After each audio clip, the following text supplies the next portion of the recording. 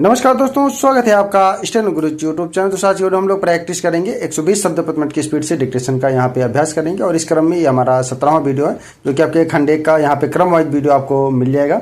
सभी लोग इसको प्रैक्टिस करेंगे। अगर आपने पहले से नहीं किया तो आप प्लेलिस्ट में जाएंगे, वहाँ पे आपको क्रम वाइज वीडियो मिल जाएगा। वीडियो पसंद आए तो लाइक कर देना, चैनल पर पहली बार आए तो सब्सक्राइब करके नोटिफिकेशन बेल ऑन रखना, जिससे इंपॉर्टेंट वीडियो आपसे मिस ना हो। तो ज़्यादा समय ना लेते, चलिए स्टार्ट। Ready, 5 second. 120 की स्पीड में होगा, सभी लोग ट्रांसक्राइब करेंगे।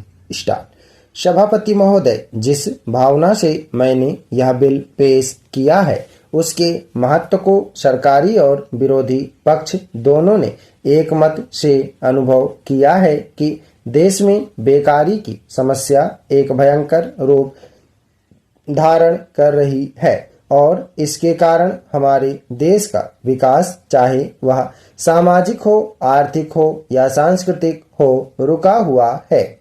पिछले 55 वर्षों से इसी परिस्थिति का निर्माण होते हुए हम देख रहे हैं। मंत्री महोदय ने यहाँ पर अभी कहा कि राष्ट्रपति इस काम को नहीं कर सकते हैं क्योंकि यह उनके अधिकार के बाहर है। आप जब भी यह देखते हैं कि किसी राज्य में वहाँ की व्यवस्था, वहाँ का विकास ठीक नहीं हो रहा है, तो उस राज्य में राष्ट्रपति का शासन लागू कर देते हैं। जब किसी राज्य में अराजकता फैल रही हो, विकास का काम समाप्त हो गया हो और वहाँ के नेता जिम्मेदारी से काम न करते हों, तो वहाँ पर राज्यपाल का शासन लागू कर दिया जाता है। ऐसे अनेक उदाहरण हमारे देश में मौजूद हैं। इसी प्रकार हमारे राष्ट्रपति सबसे ऊंचे अधिकारी हैं और अगर देश में इस तरह की स्थिति काफी समय तक चलती रही तो राष्ट्रपति को आपातकालीन स्थिति में इस देश की सुरक्षा के लिए, इस देश की प्रगति के लिए सारी जिम्मेदारी अपने हाथ में ले लेने का अधिकार है। हमारे भाइयों ने बहुत से उदाहरण दिए कि राज्यों में संयुक्त सरकारें नहीं चलीं, लेकिन उसके पीछे राजनीतिक मामले थे।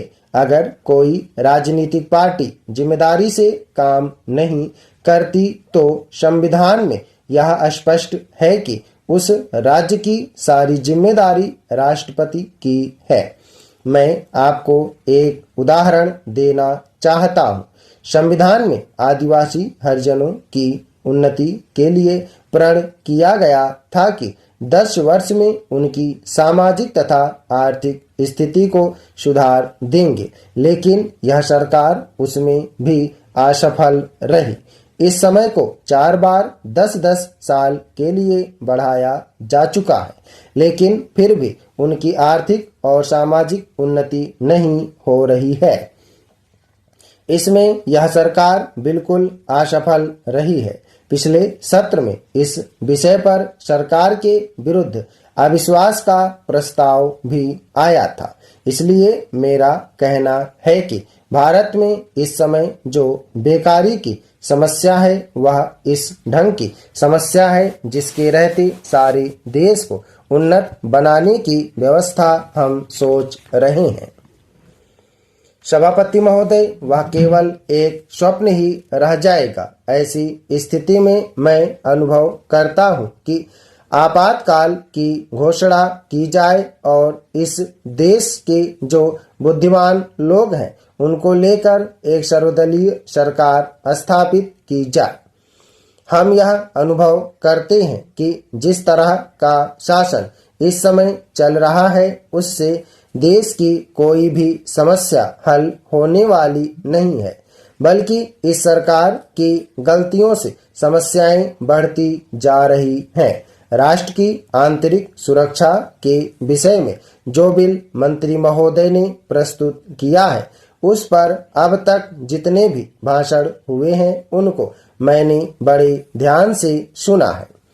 माननीय सदस्यों ने व्यक्तिगत स्वतंत्रता की लपेट में बहुत सारी बातें कही हैं और हमारे दल की ओर इशारा करते हुए कहा कि हम भी इसके औचित्य के संबंध में फिर से विचार करें।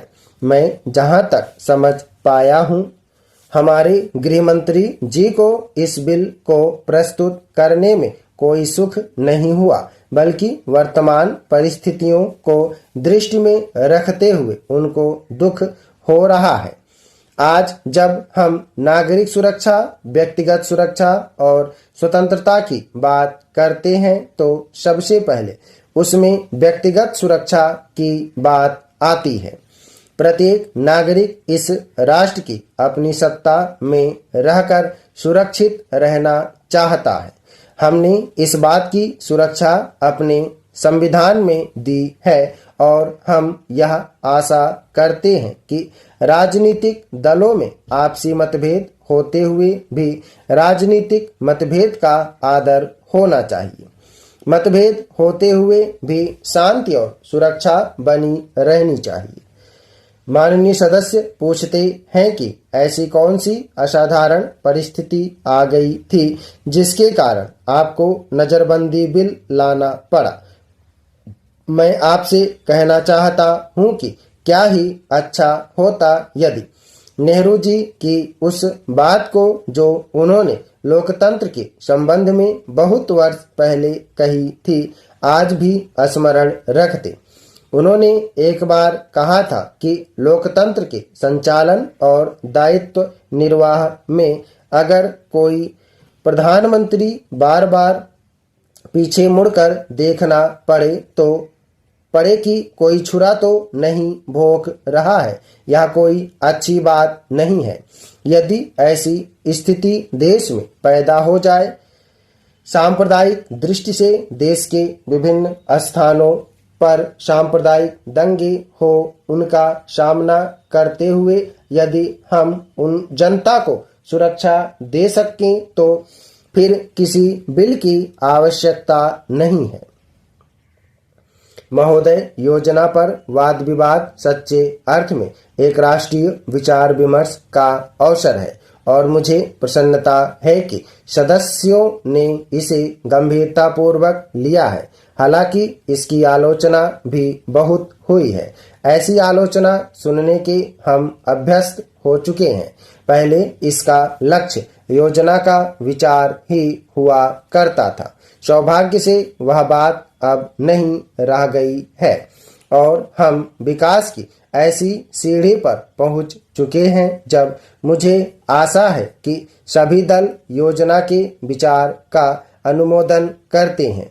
कुछ ने योजना के कुछ अंशों का अनुमोदन किया है और अपनी आलोचना अनेक कार्यक्रम को लागू करने के तरीके के लिए सुरक्षित रखी है।